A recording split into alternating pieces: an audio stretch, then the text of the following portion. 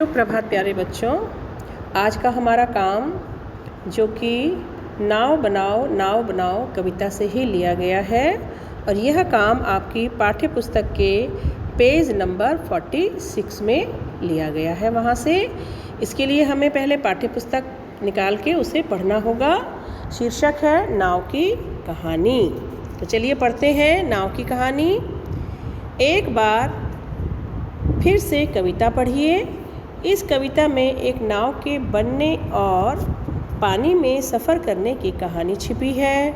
मान लो तुम ही वह नाव हो, तो अपनी कहानी सबको सुनाओ। और शुरुआत हम ऐसे कर सकते हैं, ये आपकी किताब में ही लिखा हुआ है कि मैं एक नाव हूँ, मैं कागज़ की बनी हूँ, मुझे एक लड़के ने बनाया, उसका नाम तो मुझे नहीं पता, पर के बाद होगा वह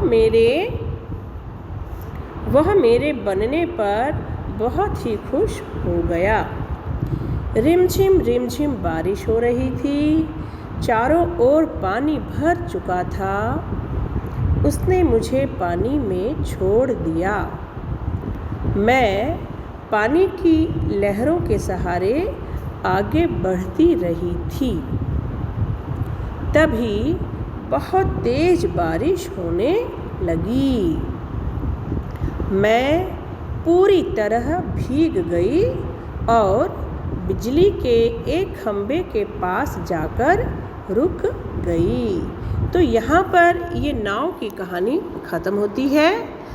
अब इस काम को आप अपनी नोटबुक में यानी अपनी कॉपी में लिखेंगे। उससे पहले आप इसे अपनी किताब में भर लीजिए पेंसिल से, ठीक है।